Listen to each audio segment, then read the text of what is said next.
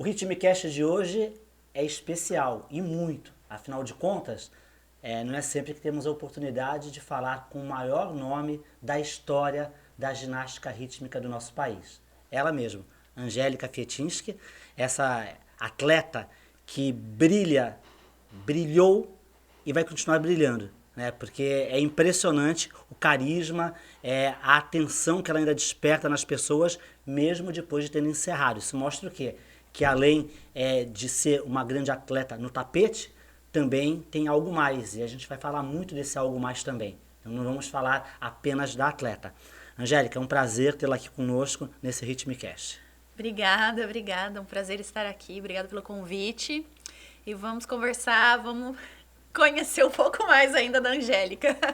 É verdade, as pessoas às vezes veem um mito, né, que é assim que acaba sendo, né, aquele atleta que é vencedor, que atinge todos os seus objetivos, é assim que ele é encarado por todos na modalidade. Mas às vezes não sabe também como foi para chegar ali, né? Para você deixar de ser mais um na multidão, tem todo um caminho. E você já fez parte da multidão. Então eu queria saber, primeiro, né, um pouco da história da tua família, né? Esse nome tão diferente, né? Uma sopa de letrinhas, ou um sobrenome que tem 11 consoantes, e não, 11 letras, né? E apenas 3 vogais e 9 consoantes. É muita coisa, tem que fazer conta até para fazer o nome dela. E eu queria saber de você, né? Qual a origem da sua família, de onde você é e aí como você chegou na ginástica.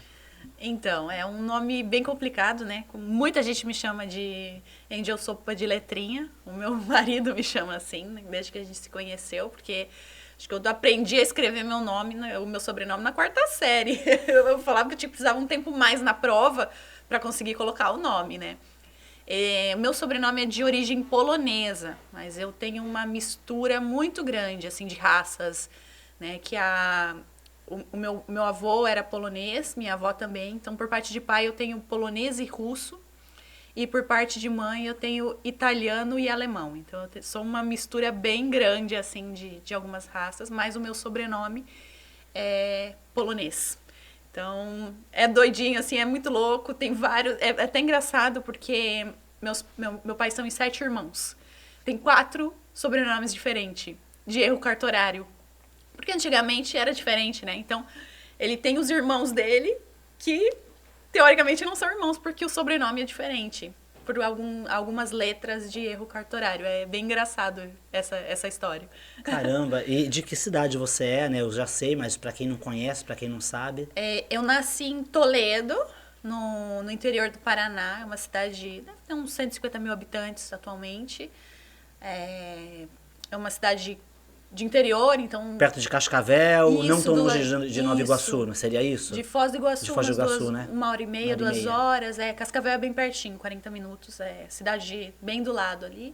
É uma cidade de interior muito bonita e que sempre teve a ginástica muito forte. Então tem uma história muito legal da ginástica rítmica lá, né? Tem projeto social também. Eu saí de um projeto assim... enquanto eu treinava, tinham 1.500 crianças fazendo ginástica rítmica. Que idade você tinha nessa hora? Como você foi chegar lá? Como você chegou lá? É engraçada a história, que como eu cheguei na ginástica rítmica, como eu conheci a ginástica, né? Eu comecei consideravelmente tarde, né? Atualmente a gente considera 9 anos já tá um pouquinho tarde para começar. Foi a idade que eu conheci a ginástica.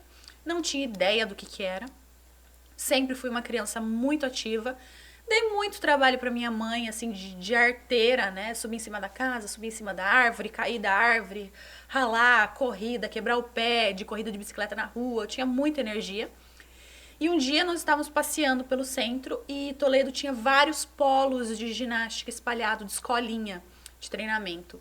E eu passei por um deles, bem no centro da cidade, vi as meninas fazendo uns negócios lá, muito legal. Falei, mãe, o que é isso aí? Ela falou, é ginástica. Eu falei, mas o que é ginástica? Ela falou, e as meninas tinham começado a se destacar, tinham conseguido medalhas em campeonatos nacionais. Aí ela falou, aquele que as meninas apareceram na televisão e no jornal. Eu falei, apareceram na televisão? Aí ela falou, Eu falei, quero fazer isso. Eu comecei a fazer ginástica porque eu queria aparecer na televisão.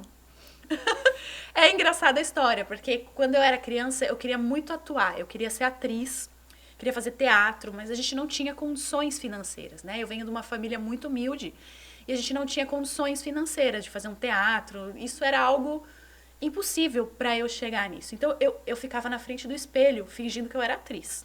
Então eu atuava comigo mesma na frente do espelho. E aí eu conheci a ginástica. Dentro da ginástica, eu supri essa necessidade da arte, porque a ginástica rítmica é uma arte, né? Atualmente agora mudou ainda o código atual ainda pede mais isso. É algo que precisa dessa arte. E era um diferencial que eu sempre tive na minha carreira, foi esse lado artístico, de interpretação, né, eu conseguia fazer com que o público e a arbitragem sentisse, né, eu realmente encenava a história das minhas coreografias, e foi um diferencial, mas isso eu tinha desde de pequena, assim, eu gostava disso, foi algo muito, muito legal, assim, que o meu sonho de ser atriz da novela, ou de fazer o teatro mesmo, depois eu fiz essa arte dentro da ginástica rítmica, né? Que eu tinha que contar uma história com a minha coreografia. Demorou para você se destacar? Foi rápido e você logo no início percebeu, olha, eu vou ser boa nisso? Ou as pessoas perceberam antes isso? Então, não, eu era muito ruim. Eu era muito ruim. Pensa que eu era uma menina, praticamente menino, porque eu nunca gostei de brincar de boneca. Eu nunca gostei de brincar de casinha, de fazer comidinha. Não, isso pra mim era muito chato. Eu ganhava boneca, eu pendurava elas na parede e ia correr na rua com os meninos. Entendeu? Ia brincar de pega-pega. Eu gostava de atividades. Então eu subia em árvore, eu fazia de tudo. Eu era muito ativa fisicamente. Então, eu não tinha perfil nenhum de ginástica, eu não tinha nenhuma delicadeza da ginástica rítmica que a ginástica rítmica precisasse. Eu tinha energia, mas não a delicadeza. Eu era dura, não tinha flexibilidade, não tinha nada de bom. Então, eu sempre fui uma criança muito esforçada e eu sabia o que eu queria. Então, a partir do momento que eu entrei na ginástica, eu sabia que eu queria aquilo pra minha vida. Eu ia me esforçar. Então, eu via as atletas mais velhas treinando, eu queria fazer o que elas faziam também. Elas eram maravilhosas. Tinha uma grande amiga minha que foi de seleção junto comigo, que faleceu, Ana Paula Schaeffer, que sempre foi uma atleta que já estava se destacando, né? Tinha uma expressão maravilhosa. Então eu assisti ela, eu quero fazer isso também. E não tinha tempo ruim, não. Eu ia fazer, as técnicas me propunham a fazer algo, eu fazia. É até engraçado, tem uma história engraçada que logo que eu comecei, eu ainda estava na escolinha, aprendendo a fazer meu primeiro giro, né? Que é o pivô passé.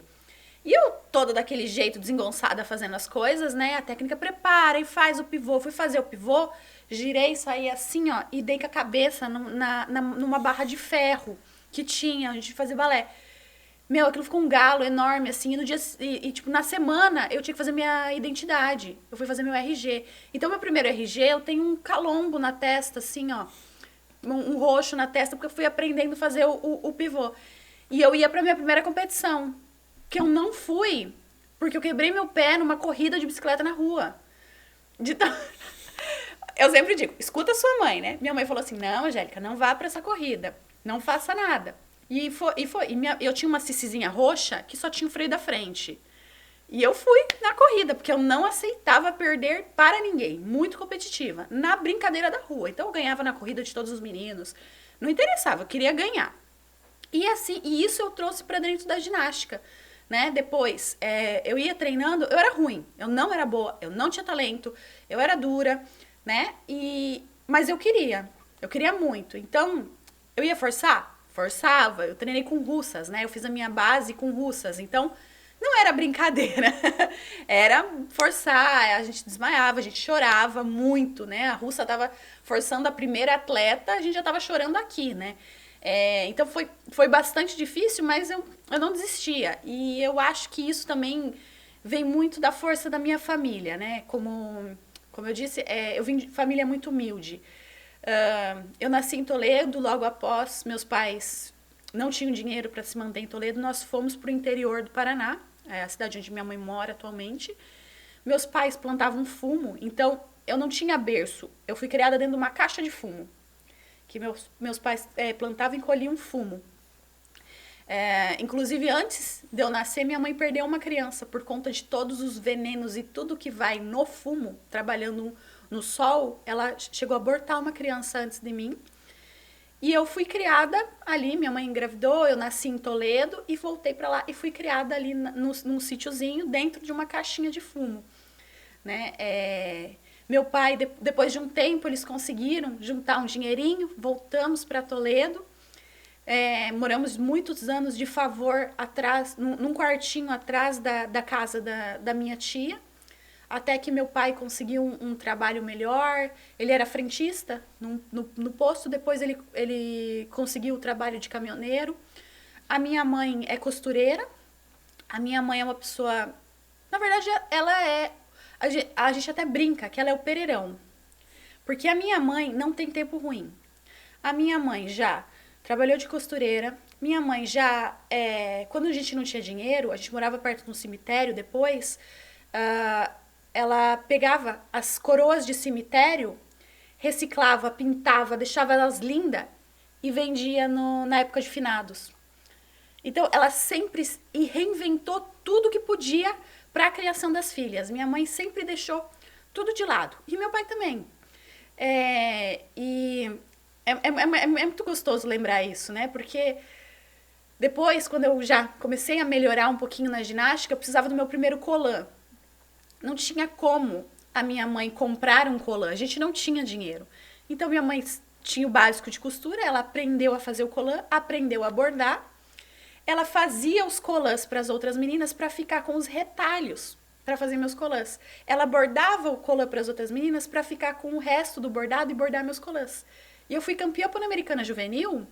Inclusive, acho que demorou muitos anos. Foi agora há pouco tempo que foi outra ginasta ser campeã pan-americana juvenil, com colã de retalho e com o resto de bordados, né? E minha mãe me ensinou isso. Não tem tempo ruim. Você vai, Angélica, você faz, se você se vira. E ela me ensinou isso. Meu pai também, motorista de caminhão, ele ficava a semana inteira sem jantar para economizar dinheiro para comprar sorvete. Para quando eu e a Jéssica, minha irmã do meio, que agora somos em 3 meninas, só que a Ana, nós temos 15 anos de diferença quase, e a Jéssica só 4 anos. Nós íamos viajar com meu pai todo final de semana. Era a viagem do final de semana. Ia para Guarapuava e voltava, de caminhão. E meu pai passava a semana inteira sem jantar para ter o dinheirinho de comprar sorvete para as filhas, no final de semana. E a gente comia sorvete e se esbaldava de comer sorvete.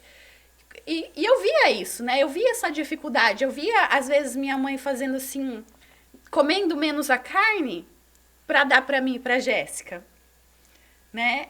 Que você... Faltava, não tinha dinheiro, né? Não tinha isso. E eu acho que eu tive esses espelhos muito fortes e isso me deixou forte. Mesmo eu entrando depois na ginástica, eu via essas duas figuras tão fortes, a minha mãe se reinventando tanto. E por que eu não ia conseguir? Por que eu não ia ser a melhor do país? Eu coloquei na minha cabeça que eu ia ser a melhor do país que eu queria. Era isso que eu queria. Em que momento isso? Desde o momento que eu entrei. Eu queria ser a melhor do país. Eu queria ser a melhor do Brasil. Eu queria chegar e ter as minhas medalhas. E permaneci lá por 10 anos. Era minha meta desde que eu entrei na ginástica. Eu falei, um dia eu vou ser melhor. Qual foi a primeira seleção que você teve? Tinha quantos anos? Eu entrei... No infantil eu já competi pan-americano. Eu fui campeã pan-americana infantil. Qual idade, mais ou menos? Eu tinha 12 anos. Nossa, foi rápido, né? Pra quem era toda dura, com 9 anos. Eu fui praticamente quebrada pelas russas, né? Porque foi bem pesado o treinamento, assim. E tem uma história também muito gostosa, a gente pensa assim, foi rápido e tudo, mas eu era a primeira a chegar no ginásio e a última a sair. Eu não tinha tempo ruim.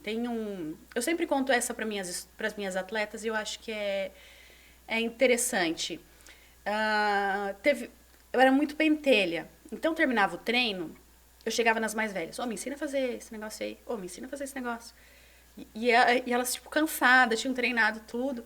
Eu nunca vou esquecer o dia que eu aprendi a fazer o butterfly. Eu cheguei pra Luana Nascimento, que era uma das ginastas tops no meu clube, e falei assim, Lu, me ensina a fazer o butterfly. Ela estava cansada, ela estava exausta. Ela falou, tá bom, vamos ali, eu te ensino. Eu nunca esqueci isso. Então foi um espelho de eu falar assim, É como a mais velha precisa tratar as mais novas. Já foi um espelho, um grande espelho Uma pra mim. generosidade que ela teve ali Claro, naquele momento, o ídolo né? acessível. Porque eu Isso. olhava pra Luana, ela tinha um pé maravilhoso, assim, ó. Eu falava, ai, que pé lindo. Aí eu botava meu pé assim, eu dormia com o pé embaixo da cama, assim, eu dormia e forçava meu pé. Meu pé ficou flexível. Fiquei com um pé bonito pra ginástica. Pra uma pessoa normal, meu pé é horroroso, gente, horroroso. Porque meu marido fala assim, ela é bonita até o tornozelo, mas do tornozelo pra baixo é meio sinistro. Mas pra ginástica, o pé tá ali, ó, maravilhoso. Então eu forçava, né? E a história engraçada é que eu chegava lá e tal. Um dia uma treinadora falou assim, Angélica, hoje eu quero que você aprenda a lançar as 2 massas e fazer 2 cambalhotas e pegar. Eu não sabia nem com uma ainda, né? E aí, fui, e comecei. Lancei aquela massa pra cima, assim como se não houvesse amanhã. Aí terminou o treino, as meninas faziam inglês, que ia a professora de inglês lá, eu não tinha condições pra isso, né? A gente não tinha dinheiro pra isso. Aí elas foram pro inglês, acabou o inglês, e eu lá, lançando a massa. Ela mandou fazer 10 vezes. Aí a treinadora saiu do depósito, né? Falou assim, Angélica, você tá aí ainda? Você já fez quantos? Nenhum. Ela tinha mandado fazer 10 vezes. Eu não ia sair dali enquanto eu não fizesse pelo menos 12. Eu nunca fazia só o que a técnica pedia. Eu sempre fazia mais. Porque eu tinha isso na minha cabeça. Eu falava assim, eu sabia que eu não era que eu não era boa igual as meninas. Que eu não tinha o mesmo talento. Eu tinha essa noção. E é importante ter. Então eu falava assim, como eu vou compensar isso? Treinando mais. Então eu sempre fazia mais. E ela falou, não, vou te explicar. Pegou ele na minha mão, me ensinou como é que lança essa massa certinho e tudo. Lancei assim. Ela falou, olha, eu preciso ir embora. Eu falei, não, tudo bem, eu fico aqui com o seu José. O seu José era o tiozinho da limpeza. Ele sempre abria o ginásio antes pra mim, pra eu entrar e brincar e fazer ginástica. Ou ele fechava depois, ficava com a minha mãe conversando lá fora, né? Que eu não gostava que minha mãe assistisse meu treino, não gostava. E aí fiquei lá e lancei. Eu tinha começado a lançar umas 3 horas da tarde, mais ou menos. Isso aí já era umas 7 da noite. Eu tava lançando a massa pra cima. Caía a massa na cara, caía a massa na barriga, caía a massa pra tudo quanto é lugar, menos na minha mão. Mas foi, resumido a ópera, até que eu consegui fazer as 12 vezes o lançamento. Seu José tava lá fora com a minha mãe. Minha mãe pedalava 16 quilômetros de bicicleta todos os dias, levava eu e a Jéssica no varão da bicicleta, todos os dias. Colocava, assim, travesseirinhos, assim, ó, enrolado no varão, levava a gente, assim, era chuva, a gente tinha um daqueles guarda-sol que tem na praia, a gente usava aquilo lá, chegava, ia treinar debaixo de chuva, debaixo de granizo, debaixo de sol, não tem tempo ruim. E ia treinar, minha mãe, a gente não faltava treino. Aí eu saí lá fora, tava minha mãe, seu José, comendo mexerica, que tinha um pé de mexerica com sal lá fora. E aí terminei, era umas 10 da noite, mais ou menos, que eu fiquei lá. E minha mãe durante, ela falou, Angélica, tá acabando? Tô acabando. Falta quantos? Falta 10. Angélica, tá acabando, falta quantos? Falta 10. Falta 9. Aí eu acertava um, comemorava, né? Que eu fiz tudo, terminei tudo. Assim, não tinha uma vértebra aqui, ó, que não estivesse roxo e alto nas minhas costas, de tanto fazer cambalhota e me bater. Eu nunca vou esquecer aquele banho depois, porque quando eu fui tomar banho, tava tudo ralado, assim, roxo. Quando caía água, eu fazia assim, eu fiquei dormindo de bruço aquele dia. Foi engraçado. Aí, minha mãe, com R$1 de papel, as crianças de hoje em dia não vão saber o que é, mas na época tinha R$1 de papel, e R$1 de papel você comprava muitos pães naquela época. Enroladinho assim, dobradinho assim, pra comprar pão, né? Aí eu saí tudo descabelada, ela olhou pra mim e falou assim, você quer sorvete? Aham, quero. Queria sorvete. Aí em Toledo tinha muitas praças, tem muitas praças, né? E na época tinha vários quiosquezinhos, assim, pequenininhos, de sorvete italiano, aquele assim, que enrola. E com R$1 você comprava um cascão na época, né? Aí a gente foi com a bicicleta, passou numa das praças. Ela falou, eu falei, mãe, pode pegar pra mim? Ela falou, foi lá pegar pra mim, voltou. Aí a gente andando assim na praça e tudo. E Toledo, no verão, as andorinhas migram numa praça cheia de árvores, às 10 horas da noite. Eu andando, falei, mãe, você colocou cobertura? Ela falou, não, você não gosta de cobertura. Fui na luz. Ai, a andorinha fez cocô no meu sorvete. Fez cocô no meu sorvete. Aí eu falo para minhas atletas assim, trágico, a vida de pobre é complicada, né? Eu poderia chorar, né? Mas não, gente, vamos pensar isso como uma providência divina. Eu era ginasta, comer um sorvete ia fazer mal pra minha saúde naquele momento. Eu precisava cuidar, né, do meu peso, de tudo. Então, não deu certo de eu comer meu sorvete e a gente ficou sem pão também, porque era ela comprar pão. Essa história é muito engraçada. E esse esforço, só que, ao mesmo tempo, a gente vê como, às vezes, a gente não sabe, mas uma oportunidade pode estar batendo ali, né, na porta. E eu não sabia que isso era uma oportunidade, mas foi uma oportunidade. No dia seguinte, a Anitta me chamou no depósito. Nós estávamos lá nos Pacatos, no Suspensa. Anitta quem era? Minha treinadora. Foi minha treinadora, mas eu não treinava com a Anitta. Só as melhores treinavam com a Anitta, né? E eu tava lá no Suspenso chorando. Ela, Angélica, pro depósito. Só que o depósito, quando você era chamada sozinha pro depósito, era bronca.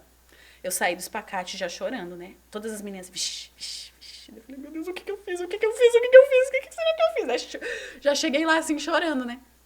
Aí ela falou assim, até que hora você ficou aqui ontem? Não sei. Até que hora você ficou aqui ontem? Não sei. Aí ela falou assim, e ela, até que hora? Eu não sei. Comecei a chorar. Aí ela falou, minha Flor, você... Aí mudou assim, minha Flor, você não pode ficar aqui sozinha treinando. Eu falei, ixi, acho que não é bronca. Ela falou, não, mas pode ficar tranquila, eu já falei com uma das treinadoras, a gente vai montar suas séries hoje e você vai começar a treinar comigo. E foi aí que eu tive a oportunidade de treinar com a melhor técnica do Brasil. Eu não sabia que era uma oportunidade. Mas ela viu que eu era muito esforçada e que eu não ia desistir fácil. E aí eu comecei a treinar com ela também, assim, junto e ter algumas oportunidades dentro do clube, né? A ser mais vista. Aí eu fui crescendo, fui, né, melhorando. Eu me esforçava muito. E acho que foi um grande diferencial, assim, na minha carreira, foi essa parte do esforço. Desde pequenininha, eu sabia o que eu queria chegar, eu queria ser a melhor e seguir. Então, é engraçado, é uma história engraçada, mas eu vejo como uma oportunidade que eu levo pra minha vida, né? A gente não sabe quando vai ter a oportunidade ali. Então, você precisa se esforçar 100% o tempo todo, porque pode estar ali a oportunidade, né? Você não sabe quando você vai conseguir algo, né? De você melhorar de carreira, no seu trabalho ou na escola, enfim, qualquer coisa ali. Por isso, desde pequenininha eu aprendi com isso. Você falou da sua mãe em vários momentos. E você disse que não gostava que ela assistisse seus treinamentos. O papel, você hoje, que foi uma atleta de sucesso, hoje você também treina outras atletas, qual tem que ser o papel de um pai, de uma mãe, que muitas vezes ficam lá cobrando o resultado da própria criança, às vezes vão questionar treinador, às vezes vão questionar arbitragem, sendo que os próprios atletas têm até dificuldade de entender todo o código de arbitragem, de tão complexo que é. Como que esse pai e essa mãe pode e deve, que a gente sabe que muita gente tem você como uma referência, então passa esse recado para o pai e para a mãe, como ajudarem seus filhos e como não atrapalharem. Eu acho que o pai e a mãe tem que ser aquele incentivo, né? Na minha opinião, eu vou falar com a minha experiência, né? E com o que eu vivo como treina. Hoje, do outro lado, eu fui atleta com a mãe e eu sou a treinadora que lida com os pais, né? Então, eu sei esses dois lados. O pai tem que incentivar. O pai tem que ser naquele momento que tá difícil, que a criança vai desistir, fala assim, não, vamos lá, é teu sonho, você consegue, vamos, não, não vou deixar, você vai conseguir, você vai desistir a hora que for, que você não quiser mais mesmo.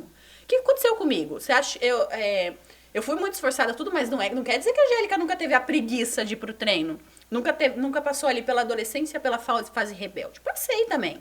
Teve um dia, eu nunca vou esquecer esse dia também, que eu acordei de manhã, falei assim, não fiz meu coque, né? Nessa época eu já ia de ônibus. O ônibus passava 6 horas da manhã. Não fiz meu coque. Eu devia ter ali meus 13 anos, alguma coisa assim. Não fiz meu coque. Minha mãe falou, não vai pro treino hoje? não vou mais fazer ginástica. Aí minha mãe, E era preguiça. Ela sabia. Porque eu queria assistir o Pica-Pau. Óbvio, porque eu adorava desenho. Adorava assistir o Pica-Pau. Falei, não vou mais treinar, não. Não quero mais, muito sofrido. Não vou. Ela falou, então tá bom. Minha mãe tiraça. Esperou o ônibus passar. Pra não dar tempo de eu pegar o ônibus, né? Daí eu deitada no sofá, né? Bem bela e faceira. Eu estudava tarde nessa época e treinava de manhã. Aí ela falou assim...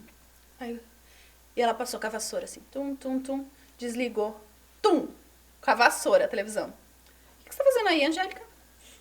Não, vou assistir, não vou mais treinar, não vou fazer mais nada. Não é bem assim. Não é que você não vai fazer mais nada. Você não quer mais fazer ginástica?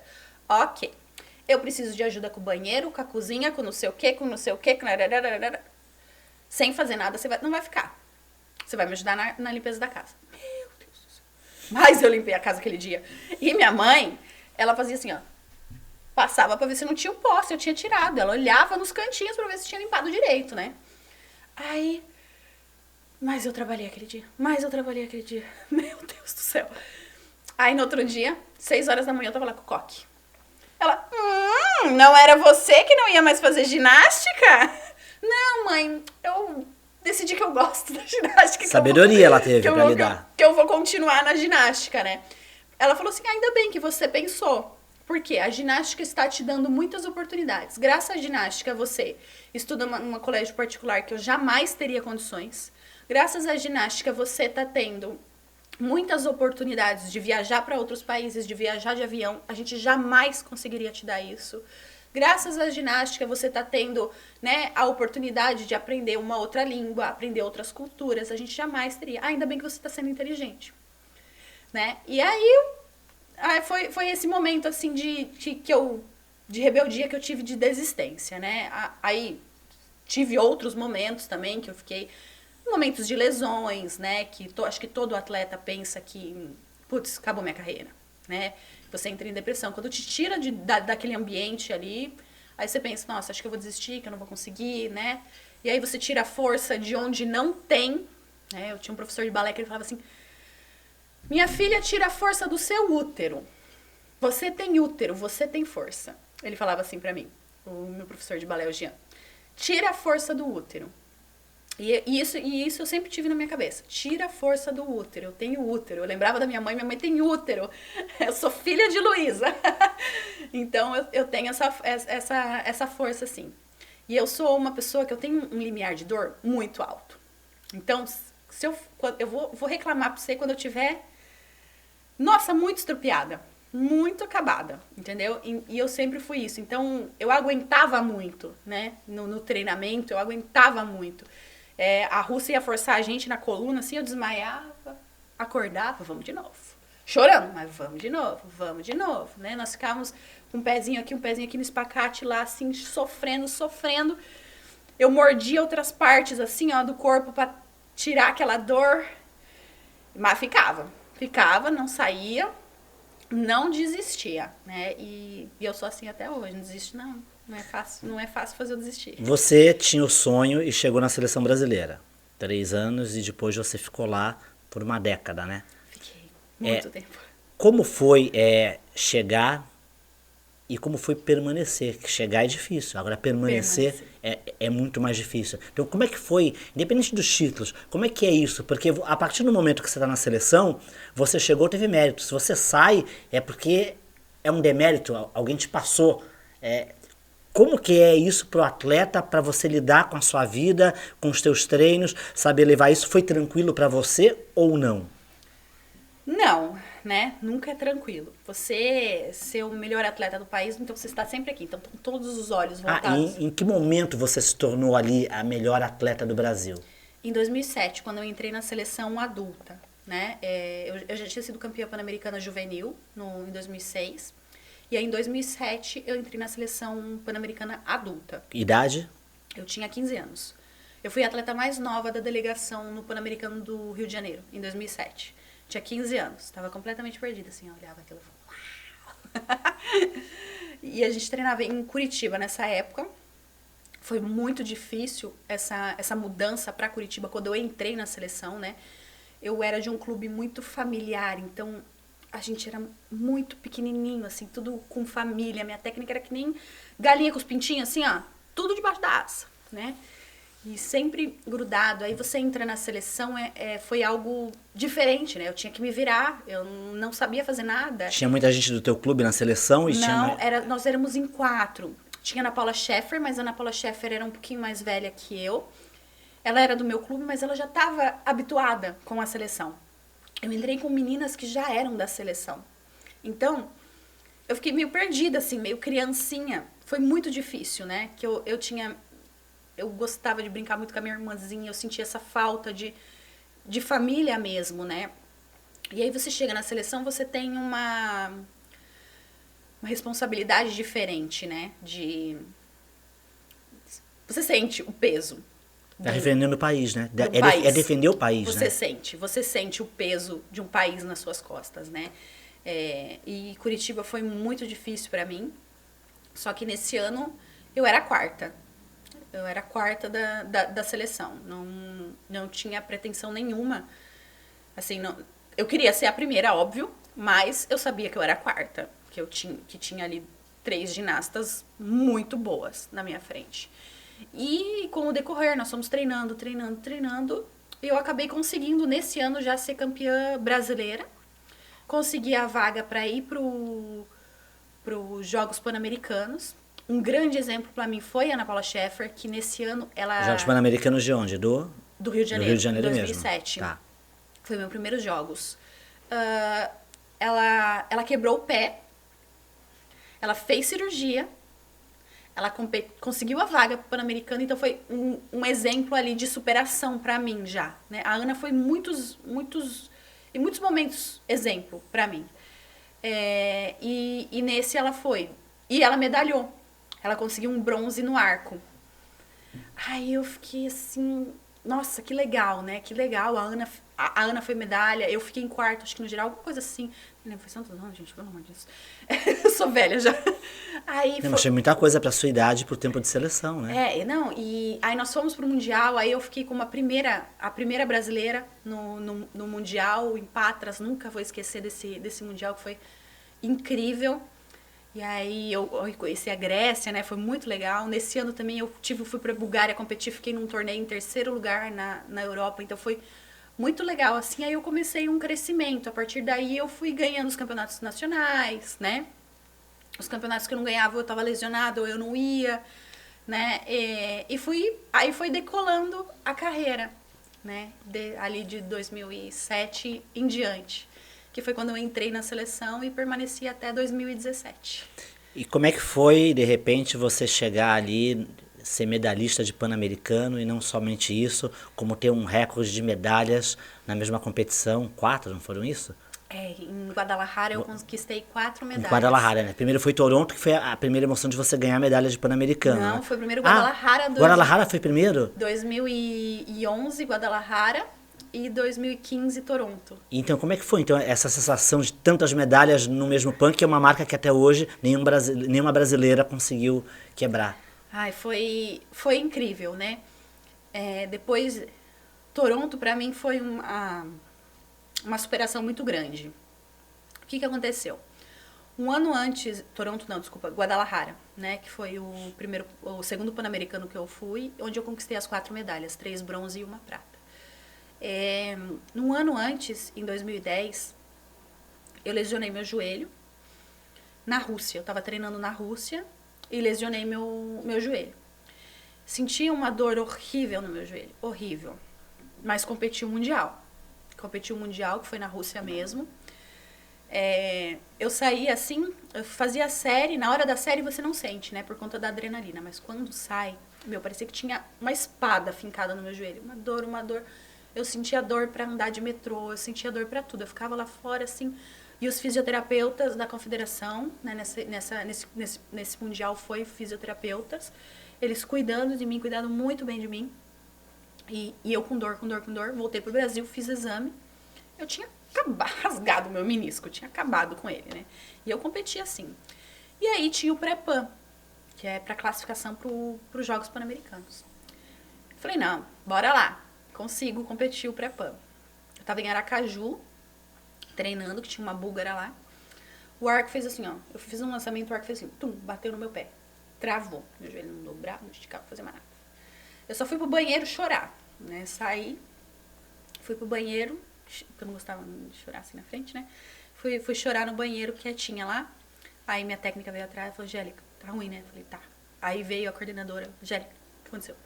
Eu não aguento. Tá doendo muito meu joelho. Aí fui no médico, ele falou, não, vai ter que fazer cirurgia. Faz a cirurgia que você ainda vai recuperar tempo pra você ir pro pré-pan. Faltava acho que 3 meses, alguma coisa assim. Aí fiz a cirurgia, que é, teoricamente, menisco é uma cirurgia simples de ser feita, né? Fiz a cirurgia, depois de 3 dias eu tive retorno no médico, né? Aí, eu bem bela e faceira, o médico era muito brincalhão, muito legal. Aí ele chegou assim, tá tudo bem na cirurgia? Eu falei, tá tudo bem, de muleta, não sei o quê. Ele falou, alguma coisa diferente? Eu falei, minha panturrilha tá doendo. Ele falou, a panturrilha? Eu falei, tá doendo minha panturrilha. Meu joelho não dói, mas a minha panturrilha dói. Dói pra deixar minha perna pra baixo. Aí ele falou, não, isso é muito sério. E eu comecei a dar risada, porque eu achei que ele tava brincando comigo. E eu dando risada, ele falou, não, Angélica, isso é muito sério. A sua panturrilha não tem que tá doendo. E ele tinha falado, ó, seu joelho vai inchar, a tendência do inchar é descer. Eu falei, isso é uma panturrilha, né? Não sabia. Ele falou, não, eu acho que você tá com trombose. Aí eu falei, o que é isso? Eu nem sabia o que era trombose. Eu falei, ele chamou minha treinadora, chamou a coordenadora, não, Angélica, já me mandou, fiz o ecodoppler, eu tava com 2 veias da perna entupida, com coágulo, né? Aí, não, essa menina tem que ficar em repouso absoluto. Não pode mais fazer nada. Não tem condições. Aí fui eu ficar lá, repouso absoluto, tomando anticoagulante, né? Falando assim, mais popularmente, o anticoagulante, ele afina o sangue, né? Pra poder passar ali e não soltar o coágulo. Porque que acontece? Quando você tem uma trombose, o que acontece? Se você pode perder um membro, né? Ali pode necrosar e você perder um membro, ou pode soltar esse coágulo e ir pro pulmão e você morre, né? Então foi uma preocupação gigante de todos. Fiquei lá, tive que ficar um tempo mais em Aracaju, né? Até dar essa primeira recuperada, voltei pra Toledo. Aí voltei pra Toledo, fui treinando aos poucos, aí não conseguia fazer a fisioterapia corretamente, por quê? Porque eu não podia ter carga na minha perna. E na época, isso eu tô falando, foi em 2011, há mais de 10 anos atrás, era diferente, né, os medicamentos e tudo. Então eu tomava e eu precisava estar a cada 2 dias fazendo exame de sangue, pra ver se, tipo, estava muito fino ou muito grosso o meu sangue, né? Se estivesse muito grosso, podia soltar o coágulo, se estivesse muito fino, podia ter uma hemorragia. Então a cada 2 dias eu fazia exame de sangue. E eu tive hemorragias. Eu tive hemorragia na cabeça, eu tive uma hemorragia no rim. Um dia eu cheguei em casa, da mesma forma que eu achei que eu tinha uma cãibra na panturrilha, eu achei que eu tava com uma contratura nas costas. Aí eu comecei.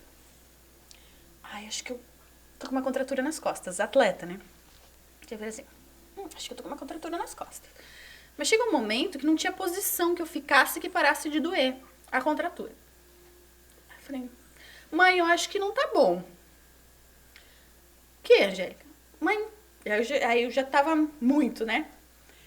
Falei, eu acho que tem alguma coisa nas minhas costas. Aí me levou no médico, aí fizeram o exame, eu tinha tido uma hemorragia no meu rim, e aquilo infeccionou e tava se espalhando a infecção. Eu fiquei assim, a véspera de Natal inteira internada, toda o dezembro praticamente todo internada por conta disso, até sair esse problema que eu tive no rim, sabe? Aí você fica completamente, eu falei, nossa, então eu quase morri várias vezes ali, né? Aí voltei a treinar devagar, e o medo de fazer os exercícios em cima da perna, aquela insegurança. Aí em 2011 eu fui pro Campeonato Brasileiro. Eu derrubei a massa 11 vezes, pra você ter noção como foi meu Campeonato Brasileiro. A massa eu derrubei 11 vezes, uma delas foi no meu nariz. O arco, eu lancei assim, ó, foi pra fora da quadra. Peguei o reserva, lancei, foi pra fora da quadra. Eu pulei aquelas barreirinhas que tem. Fui parar lá no salto da ginástica artística. Catei o arco, voltei, fiz a pose. Foi um horror. Assim, eu fiz a competição terrível. Aí fiquei em 4º lugar no geral.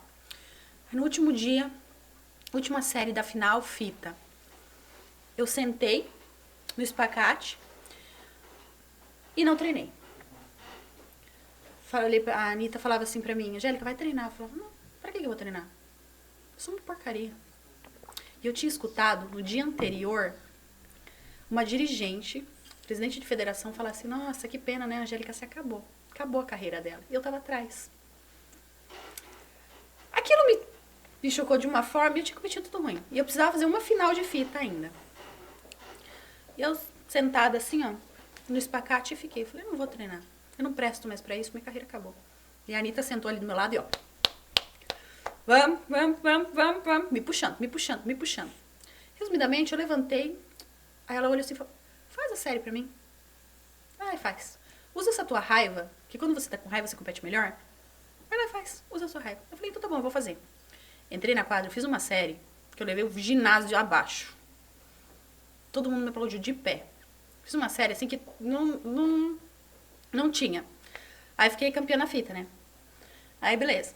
Aí eu tinha minha vaga pros Jogos Pan-Americanos. Cheguei nos Jogos Pan-Americanos. Qual jogos? No de Guadalajara.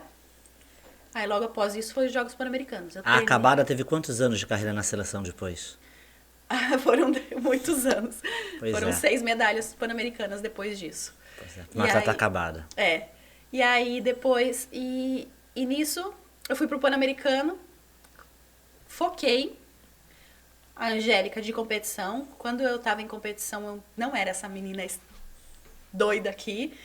Eu podia passar ao lado da minha mãe que eu não via. Que já aconteceu. Quando eu competi em Toledo, eu passava às vezes do lado da minha mãe e eu não via ela. Eu tava que nem cavalo com aquele negócio assim, ó. Sim. Eu ia pra competir. Então não me interessava, não queria saber de abertura de jogos. Tem atletas que gostam, eu não. Não ia. Foi todo mundo pra abertura dos jogos. Eu não fui. Olhei pra minha técnica e falei assim, eu não vou. Eu estou aqui pra competir. Então, é até engraçado porque foi aí, desse campeonato de Guadalajara que o meu marido lembra de mim. Eu não lembro dele. Ele falou que nós subimos o elevador junto e eu não olhei pra cara dele. A detalhe, fale sobre ele, né? Do que ele estava fazendo lá? Meu marido, ele foi atleta da seleção de badminton.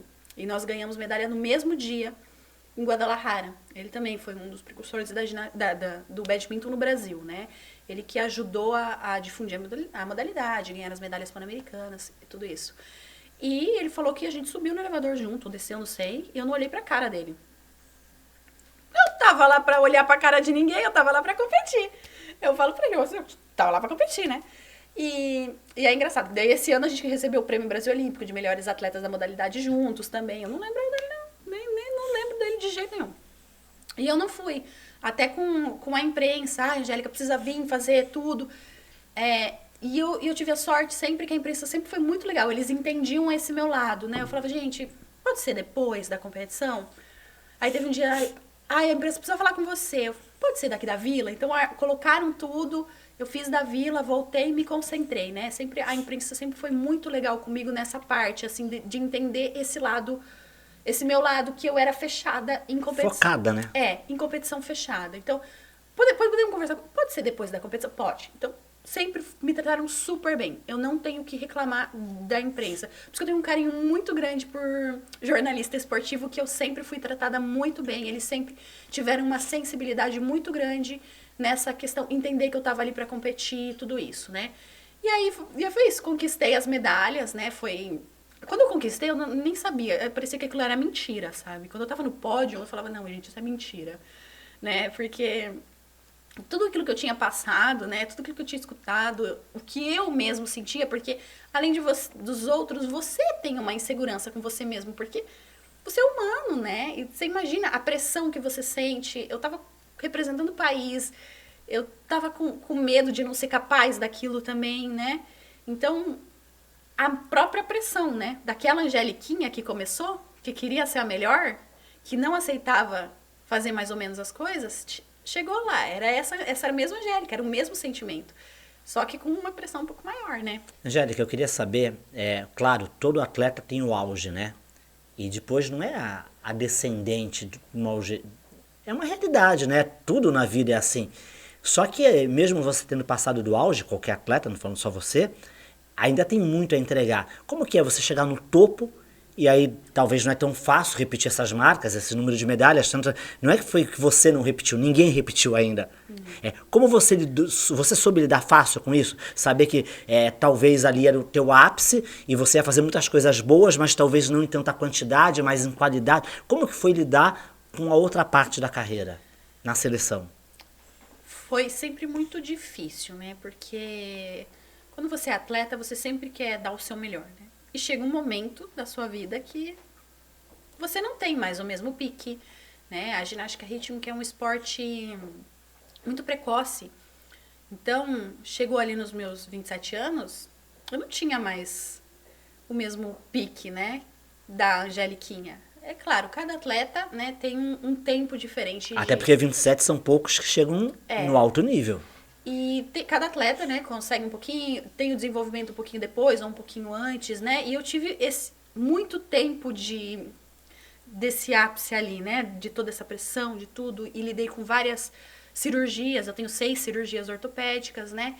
E chegou esse meu momento, ali depois de 2016, quando eu não classifiquei para os Jogos Olímpicos, eu comecei a ter uma queda ali que eu lesionei novamente em 2016. Precisei fazer 2 cirurgias, fiz ombro e pé. E eu comecei a focar na faculdade, né, na universidade, porque eu queria encerrar minha carreira formada. Isso é muito importante. Crianças que estejam assistindo, quem faz esporte tem que estudar, porque um dia o esporte acaba e você precisa ter uma profissão. Né? É possível, sim, né, conciliar essas duas coisas. É importante que o atleta estude, o atleta precisa, né, ter isso. Porque quando encerra a carreira, ainda mais que nós somos esportes que... Nós não somos o futebol, que encerra a carreira e tem muito dinheiro, tá? Essa é a realidade. Então, você vai precisar trabalhar depois. Você precisa ter uma profissão, né? Então, precisa ter uma formação, precisa ter um estudo para você ter uma carreira após aquilo. Então, quando eu encerrei minha carreira, eu podia trabalhar com a ginástica porque eu era formada. Eu tinha minha formação em educação física, além da experiência, né? E aí começou essa sensação, começou assim depois, eu fiz uma cirurgia em 2016. Aí recuperando, rompi uma antiga cirurgia, que eu já tinha no ombro direito. Aí eu falei... Aí foi nesse momento que eu falei, meu corpo talvez não tá mais querendo, né? E eu tinha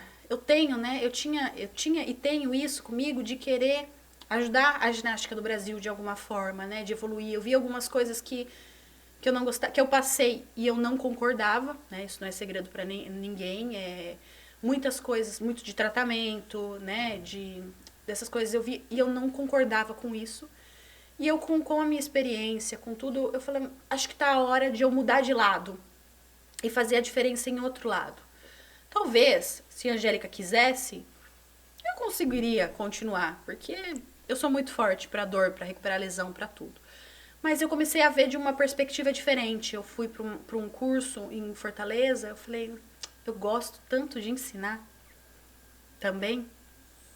Eu gosto tanto de ver o brilho nos olhos das crianças e adolescentes, de conseguir algo que elas não tinham conseguido antes. Então, eu vibro com as minhas atletas as pequenas conquistas, sabe? É algo pequeno, não importa, conseguiu algo, né? E mudar essa forma com que eu fui tratada, muitas vezes, que eu acho que talvez se eu não tivesse sido tratada assim, talvez eu teria tido até mais resultados, né? Um tratamento, um cuidado maior com o corpo. Talvez eu não precisasse ter feito 6 cirurgias ortopédicas, né? Alguns detalhes de tratamento mesmo, alguns abusos morais que nós sofremos, diversas atletas sofreram, que eu não concordava com isso. E eu falei, eu vou provar que eu posso tratar a minha atleta com respeito, sem ser ruim com ela, claro, né? Respeito de ambos os lados. Eu não tolero também falta de respeito do atleta comigo. Eu sou muito rígida. Quem trabalha comigo sabe. Sou muito rígida, sou muito exigente. Muito, muito, muito. Não gosto de corpo mole. Se a atleta vem fazer corpo mole, eu falo, ok. O problema é seu, quem não vai conquistar é você. Mas não ultrapassar aquela linha tênue do ser exigente para ser abusivo. E eu queria provar que isso é possível. Que você consegue melhorar um atleta através do respeito e não do medo. Porque eu sentia medo, muitas vezes. Eu tinha medo de tudo. De tudo, né? E porque a gente era tratado assim, né? A base do medo. Você tem que ter medo do técnico. Mas quando tem medo, não tem respeito. Quando você trabalha com alguém à base do medo, essa pessoa não te respeita. Essa pessoa tem medo de você. E isso é muito complicado, ainda mais na nossa geração, era uma geração diferente. Eu tive uma criação diferente, eu tive uma vivência diferente no qual eu vi meus pais passando por isso, né? Por todo, né? Muito dificuldade, muito tudo. E agora a gente tem uma geração que é mais esperta do que a minha geração. Entendeu? Então, se você tratar um adolescente, uma criança da forma que eu fui tratada, você vai perder o adolescente. Não tem como. Né? E é doentio. É errado. Você não pode tratar assim. Então, eu queria provar que é possível você fazer um atleta, né? Você melhorar um atleta com respeito. Ali, ó, entre os dois lados. Então, todas as atletas que passaram pela minha mão, elas têm muito carinho por mim. Elas nunca sentiram medo de mim. E eu consegui melhorar. Eu não posso dizer que eu tenho uma experiência como treinadora de 1000 anos. Eu não tenho. Né? Eu tenho muito que aprender ainda. Eu sou nova, eu tenho 5 anos como treinadora. Isso é pouco tempo, entendeu? Como técnico. Mas nesses 5 anos, eu fiz a diferença na vida de muitas meninas. Né? Eu consegui fazer a diferença num clube que eu trabalhava. Consegui tirar uma ginastinha. Foi pro brasileiro. Foi medalhista. Com poucos meses de trabalho. Com treino muito duro. Porque não tem como. Você quer ser atleta, você tem que treinar. A ginástica rítmica é muito detalhista. Não tem como. É muitas horas de treino. É bastante treino. Não tem como fugir disso. Né? Desse esforço. Vai ser o dia difícil que eu vou precisar puxar? Que eu não vou deixar de desistir? Vai. Vai ter o dia difícil que eu vou precisar puxar a orelha ali. Não realmente puxar a orelha, mas olha, não tá assim. Isso você precisa acordar pra vida, você precisa, né? Melhorar isso. Precisa? Precisa. Tem dias que você precisa ter a sua postura como treinador, né? Que não é você ser uma megera com as crianças.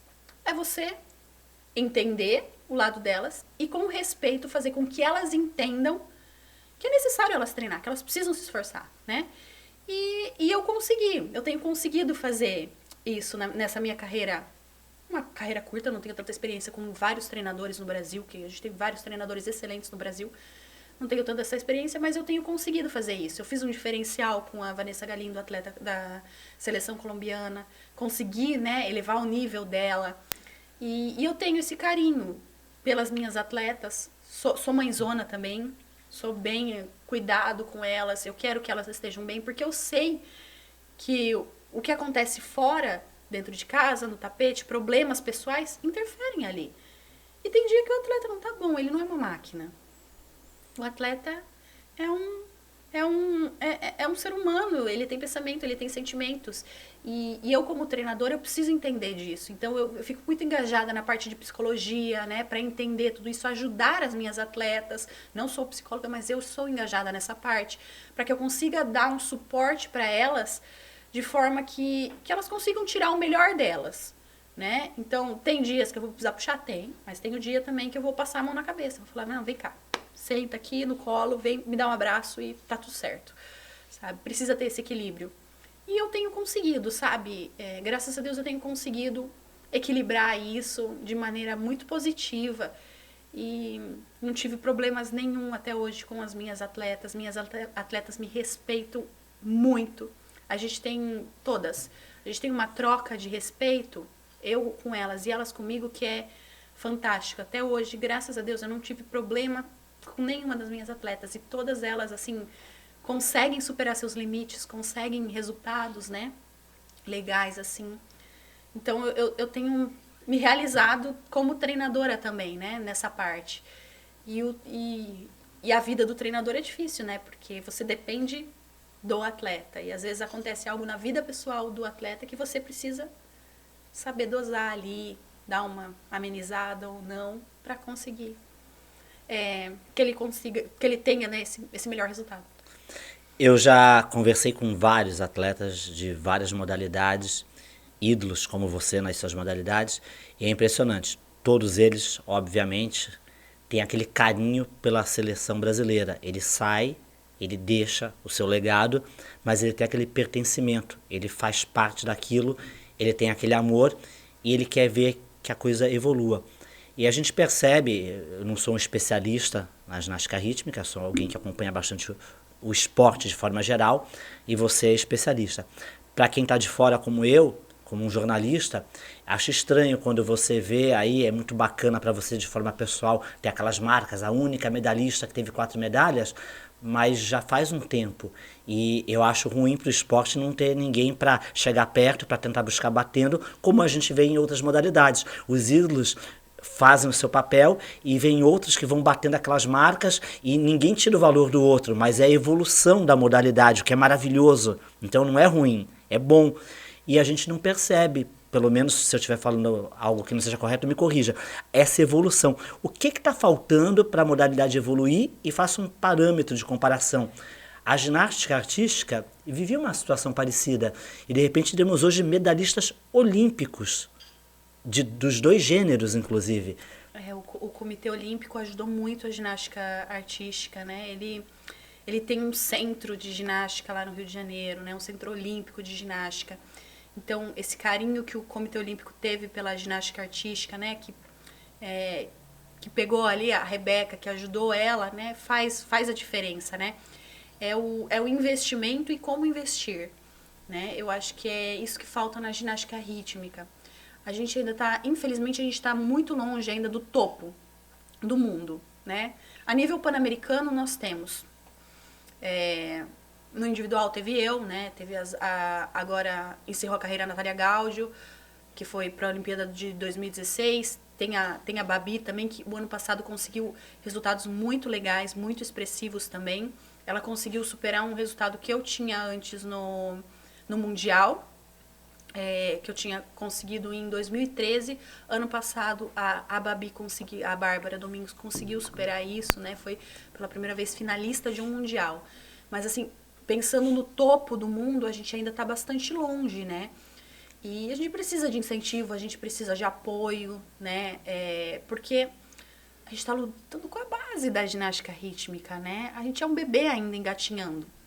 Então, acho que precisa de um carinho especial com a base, né, com a formação de treinadores da base, porque se a gente não tem uma base forte, qualquer estrutura cai. Constrói um prédio com a base fraca para você ver, ela cai, uma hora cai. Então, precisa sim de incentivo para treinadores de base, precisa as políticas públicas e privadas incentivarem os clubes de ginástica rítmica, porque é ali que está a base, é dali que vai sair o talento. Entendeu? Porque, infelizmente, agora ainda a gente está tendo alguma coisa com as atletas juvenis, né? Que a gente vê elas indo para alguns campeonatos a mais, algumas coisas assim. Nós temos um grande talento, que é a ginasta de Toledo, tem em Curitiba também, tem várias atletas muito boas. E elas estão tendo agora no juvenil esse incentivo. Mas e o infantil? E o pré-infantil, que é onde vai formar essas crianças, que elas estão lá nos clubes? Sabe? Então a gente vê atletas treinando no piso, no asfalto, numa quadra sem tapete, sem nada, sabe? E é triste, porque quando você vai para a Rússia, por exemplo, qualquer clube lá tem 3 tablados, 2 tablados. O professor de balé, tudo. Aqui não, o treinador é professor de balé, preparador físico, psicólogo muitas vezes, porque muitos clubes não têm condições de ter psicólogo, nutricionista. Muitas crianças chegam, não tem o que comer, não tem alimentação adequada. E o que precisa num atleta? Treinar, comer e dormir. Para ter a saúde, né? E não é a nossa realidade aqui, entendeu? Então eu acho que a nossa base é muito triste. Eu dou muitos cursos pelo Brasil, né? E me dói chegar e ver talentos, às vezes, que as meninas não têm. o mínimo de estrutura para chegar lá. E às vezes esses treinadores também não têm o acesso a todas as informações, não têm o acesso a tudo. E por mais que exista hoje a internet e tudo, mas é diferente você estar ali presencial, você vê, né? A confederação tem feito algumas ações muito bacanas durante a pandemia, online, assim, que foram, eu achei muito legais, assim, mas ainda falta, sabe? Eu acho que se o Brasil tivesse uma política no esporte de base melhor, a gente seria uma grande potência em muitos esportes, porque talento aqui não falta. Nesse país gigante que é o Brasil, talento não falta. A gente tem talento de norte a sul, mas precisa de incentivo para as crianças, e não só quando elas estão lá no juvenil com 15 anos de idade, porque a ginástica é um esporte precoce. As meninas começam a treinar muitas vezes com 4 anos. Então elas precisam ter uma estrutura ali. Então é o que eu vejo de diferente para fora do país, assim, é isso. Que muitas vezes os clubes têm a estrutura, falta dinheiro. Falta dinheiro mesmo para a criança poder viajar, para a criança poder competir, para o treinador poder se especializar, entendeu? Porque os treinadores muitas vezes ganham pouco e tiram do próprio bolso para poder fazer um curso, alguma coisa, às vezes não tem. Tem que botar comida na mesa, gente. Não tem, né? Muitas atletas chegam na adolescência, desistem, né? Então eu acho que isso faria um grande diferencial, não só na ginástica rítmica. Eu falo isso porque meu marido é do esporte também. Eu falo isso por causa do badminton, que eu convivi com a seleção, os outros esportes que a gente convive, entendeu?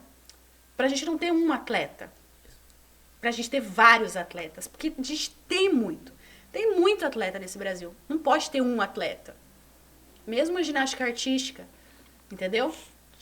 A gente tinha que encher aquele pódio lá. O primeiro, segundo, terceiro Brasil. Entendeu? Se a gente conseguisse mudar, eu acho que dinheiro tem, né? Dinheiro Sim. Tem, né? Falta um interesse em todas as modalidades. Angélica, você está aqui agora nesse Ritmicast porque você criou uma relação muito estreita com a Liga Metropolitana de Ginástica. O que fez a atleta que veio do sul do país, do Paraná, né? Passou pela seleção brasileira, conhece tantos clubes, ter parado aqui em Santos, o que levou até essa parceria até sua aqui com a cidade? Explica um pouco assim a Liga Metropolitana, como surgiu na sua vida e o porquê. Então, no começo de 2021 eu levei um golpe, digamos assim, né? Em algo que não saiu e eu acabei, assim, perdendo completamente o dinheiro da minha escola, né? Que eu tinha juntado durante muito tempo para investir na minha escola. E a Vanessa chegou no Brasil para treinar comigo. E eu tava sem lugar nenhum para treinar com a Vanessa. E eu comecei a entrar em desespero, porque ela era uma ginasta que ia pro Pré-Pan, né, que eu tinha me comprometido com ela. Aí eu falei, nossa, o que eu faço agora com a Vanessa? Eu tava morando em Campinas. Vanessa colombiana, né? Da seleção colombiana. Eu ia levar a minha escola pro Paraná, aí depois aconteceu algumas coisas desse golpe, tudo aí que eu acabei não indo, fiquei em Campinas, não é o caso falar agora, mas aí fiquei em Campinas com a Vanessa e precisava de algum lugar para treinar com ela. Liguei pro Thiago, bem na cara de pau. Falei, Thiago, tô aqui com uma ginasta da seleção colombiana, a gente não tem onde treinar. Ele falou assim, do jeito do Thiago falar, só vem. Ele falou, só vem. E eu vim, né? A gente morou de favor num apartamento da família do meu marido ali um tempo. E começamos a treinar, e o Thiago me ajudando, tudo. E eu já tinha um carinho especial pelo Thiago. A gente nunca foi tão próximo como agora, né? Mas aí ele abriu as portas e foi. E a gente começou a fazer um trabalho junto, né? Eu ajudando ele me ajudando com a Vanessa, que eu não era árbitro até então. O Thiago tinha uma visão de árbitro, de olhar e dava risada. Os dois com um jeito parecido de treinar, né? A gente falava assim, a gente parece dois bobos aqui na frente, né? Porque a gente dava... acontecia alguma coisa assim, talvez outro treinador ia olhar para as meninas e massacrar. A gente dava risada. Aí elas voltavam e faziam. Então terminava o treino rindo, né? Não terminava o treino daquele jeito massacrante. Claro, tinha dias que não saía nada, elas choravam, normal, né? E aí a gente começou a estreitar essa relação, né? Todo dia, praticamente quase 12 horas juntos no ginásio. Tinha dia que não dava tempo de almoçar, os dois comendo um pão junto. Vamos pedir um sanduíche, comia um pão junto.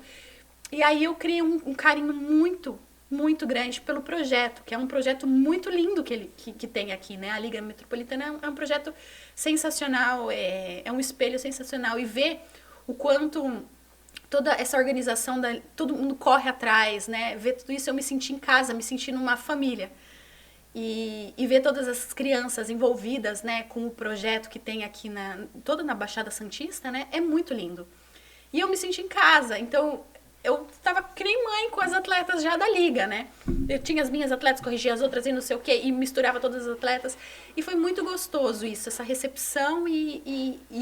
Hoje eu considero, eu tô atualmente morando na Irlanda, mas eu considero Santos como uma casa também. Eu me apaixonei pela cidade também, pelas pessoas de Santos. É uma cidade grande, com uma pegada muito alegre, parece interior, né? Que todo mundo trata bem. Então foi uma cidade que eu me senti muito bem e que eu fui muito bem tratada e que me acolheu num momento muito difícil, né? O Thiago, em um momento, falou assim: não, você vai ter que me pagar alguma coisa. Nada. Ele falou: venha, as portas estão abertas para você. E a gente começou a fazer esse trabalho junto, assim, um somando com o outro. Então, e eu tenho esse carinho pela Liga Metropolitana, assim, que é do coração, é família já pra mim. Então, assim, fiquei com esse vínculo de família. Thiago, considero ele como irmão já agora, melhor amigo irmão. E eu queria que você falasse sobre algo muito legal que aconteceu num evento recente, que nós trabalhamos até, né? Comentando lá, né? Eu apresentando e você comentando uma competição de ginástica, né? A Copa Metropolitana, que aconteceu em Cubatão. E tivemos a participação de 3 meninos, né? O gênero masculino agora sendo inserido também na ginástica, ainda não de forma oficial, mas já participando. E até você citava, né, como exemplo, a Espanha. O Brasil segue num bom caminho para isso? Ainda é cedo para dizer isso? Ou você já sente que vai ser uma tendência, o que é muito importante, né? A democratização do esporte. O esporte é para todos, né? Não tem que ter rótulo. Assim como o futebol é para a mulher também, a ginástica também é para o homem, por que não? Sim, eu sou uma das pessoas que apoio, né? Eu acho que a ginástica é para todo mundo. Para quem ama a ginástica, tem que ter o direito de praticar. E me entristece muito a ginástica, a rítmica, não ter os meninos competindo de forma oficial no campeonato mundial, né? Em Copas do Mundo. E a Espanha, assim, é um exemplo, porque hoje na Espanha ela tem desenvolvido muito bem a ginástica rítmica masculina. Tem até conjuntos mistos entre meninas e meninos. É linda. A ginástica da Espanha tá linda masculina. E eu acho que é um grande exemplo. Infelizmente, o Brasil ainda tá muito a desejar, porque muitos clubes não recebem os meninos para treinar, não aceitam os meninos para treinar. Menino, você tem que fazer ginástica artística, você tem que fazer ginástica acrobática, você tem que fazer outra ginástica. E não aceitam os meninos na ginástica rítmica. E a FIG também ainda não oficializou essa ginástica. Eu acho que precisa sim oficializar. Na minha opinião, precisa ter os meninos. Eu acho que vai só fortificar. Eu não vejo que as mulheres vão perder o espaço na modalidade. Não, eu acho que a nossa modalidade perde espaço justamente por conta disso. Porque o nosso esporte é o único que não é inclusivo. O nosso esporte é o único que não é para todo mundo. Entendeu? E por que um menino que é apaixonado pela ginástica não pode praticar a minha modalidade? Eu acho isso um absurdo. Se ele ama a modalidade, por que ele não pode depois somar com a modalidade? Entendeu? E eu acho que no Brasil ainda a gente peca muito nisso, porque muitos clubes não aceitam meninos para treinar. Só meninas. E a gente precisa começar a mudar isso, né? Eu acredito que o mundo caminha para isso, tá? Para essa oficialização da ginástica rítmica masculina. Existem 2 linhas, né, da ginástica rítmica masculina. A europeia, que é exatamente igual a gente faz, e uma asiática, que é o que a Rússia está seguindo agora também, que é um pouquinho diferente. Eu não me encanto tanto por essa asiática. Isso é minha opinião. Eu acho que tem que ser igual, né? A gente é apaixonado pela ginástica rítmica convencional. mais opiniões, né? Então vai rolar uma briga lá de cachorro grande lá em cima ainda para decidir qual das ginásticas que vai ser oficializada. Mas eu acho que a gente está caminhando para isso e eu acho que o Brasil está perdendo espaço. Não está sendo inteligente de não estar trabalhando mais os meninos. Por quê? Porque a partir do momento que for oficializado isso, a gente já podia estar um passo à frente, né? De outros países. E pode virar uma potência, por que não? Uma potência de um conjunto misto, algo assim. Porque no código, ele já vem ele já vem lá no começo falando que o código é para todos. Pela primeira vez. O código veio, esse atual código vem falando que é para qualquer gênero. Que bacana. Entendeu? Então eu acho que a gente caminha para algo assim. Só que eu acho que a gente tá bem lento nisso no Brasil. Santos é excelente nisso, porque aqui sempre estão com as portas abertas para os meninos, para tudo, mas não são todos os lugares que são assim, que tratam iguais, o mesmo tratamento para o menino e para a menina, entendeu? E eu acho que a gente tá comendo bola ali, como dizem, né? A gente tá ruim nesse negócio, não tá chutando pro gol ali, nessa hora, porque não tá, a gente tá perdendo espaço aí. Eu acho que a gente podia, dar uma investida nesses meninos aí e estar um passo à frente, né? Um passo adelante, como eu falo do aula em espanhol, um passo adelante com os outros países, né? Tá ali, por que não? Depois começar a brigar com a Espanha. Porque a gente já sabe que a Espanha vai estar lá em cima. Sem dúvida. Então por que a gente não pode correr atrás disso, né? Com certeza. Angélica, só tenho a agradecer em nome da Liga Metropolitana de Ginástica. Eu também, uma honra ter te entrevistado. Prazer muito grande, né? Já é uma honra trabalhar com você nas nossas transmissões, né? E quero já falar um negócio. Se demorar muito para voltar da Irlanda para o Brasil de novo, vamos ter que fazer um Ritmicast via a distância, né? Vou estar aqui sozinho e você entrando aí pelo vídeo, porque com certeza o pessoal vai querer muito mais. Muito obrigado, Angélica. Imagina, obrigada pelo convite. É uma honra estar com você também, um grande jornalista esportivo, né? Que eu tenho um carinho muito especial. Já estamos trabalhando aí um tempo junto. Muito obrigada. Espero que todo mundo goste de um pouquinho da história da Angel, sopa de letrinhas. Tá certo então, pessoal. Então foi esse aí, um Ritmicast mais do que especial, com o maior nome da nossa ginástica rítmica brasileira. E aqui um tempão com a gente nesse nosso Ritmicast. Valeu, galera. Muito obrigado.